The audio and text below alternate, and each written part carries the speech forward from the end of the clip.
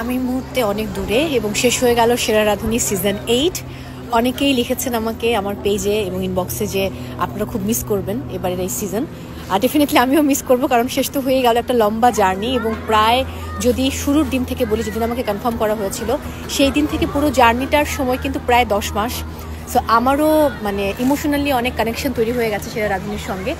আর অনেক দূরে রয়েছি, দূর থেকেই বলছি এবারে সেরা রাঁধুনিতে অনেক নতুনত্ব ছিল। প্রথমত বিগত সিজনগুলোর তুলনায় এবার এপিসোড সংখ্যা 10টি বেশি ছিল এবং প্রথমবারের মতো একজন উপস্থাপক পুরোটা সিজন উপস্থাপনা করেছে।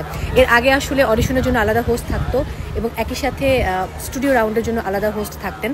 তো সেখানে এবার প্রথমবারের মতো আমি একা পুরোটা সিজন কন্টিনিউ করেছি, যার জন্য পার্টিসিপেন্টদের সঙ্গে আমার ইমোশনাল কানেকশনটা একটু বেশি ছিল। একই সাথে যেহেতু এপিসোড সংখ্যা 10টি বেশি, অন্যদিকে এপিসোডের সময়ও কিন্তু বেশি ছিল। বিগত সিজনগুলোতে আমরা দেখেছি 40 মিনিট ছিল বডি, এবার 45 মিনিটসের বডি ছিল, অর্থাৎ 5 মিনিট বাড়ানো হয়েছিল। প্রথমবারের মতো গ্র্যান্ড অডিশনে 48 জন পার্টিসিপেন্ট অংশগ্রহণ করেছিল। আরও নতুনত্ব রয়েছে।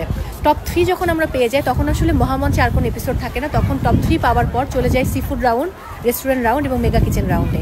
কিন্তু এবার সিজন 8-এ টপ 3 পাওয়ার পর মহামঞ্চে আমরা আরও একটি এপিসোড করেছি, যার নাম ছিল কিং কর্তব্য বিমূঢ়। এটা আপনারা সবাই জানেন। আরেকটা জিনিস মিস হয়ে গেছে, এবার কিন্তু কুক ফর দ্য স্টার এপিসোডের জন্য এসেছিলেন 11 জন তারকা। সেখানে ছিলেন শ্রদ্ধা আবুল হায়াত থেকে শুরু করে আরও অনেক গুণী তারকারা। এবং মজার ব্যাপার হচ্ছে, প্রতি বছর যেটা হয় সুইমিং পুলের পাড়ে হচ্ছে আলাদা করে সেট করা হতো, বাট এবার নতুন করে একটা জোন ক্রিয়েট করা হয়েছিল খুব সুন্দর করে, যেখানে আমরা আসলে কুক ফর দ্য স্টার এপিসোডটা করেছি। তো অনেক নতুনত্ব ছিল। অ্যান্ড অবশ্যই গ্র্যান্ড ফিনালেতে চঞ্চল ভাইয়ের অ্যাড হওয়াটা ছিল অনেক অনেক বেশি আনন্দের এবং আমার জন্য খুব বড় প্রাপ্তির।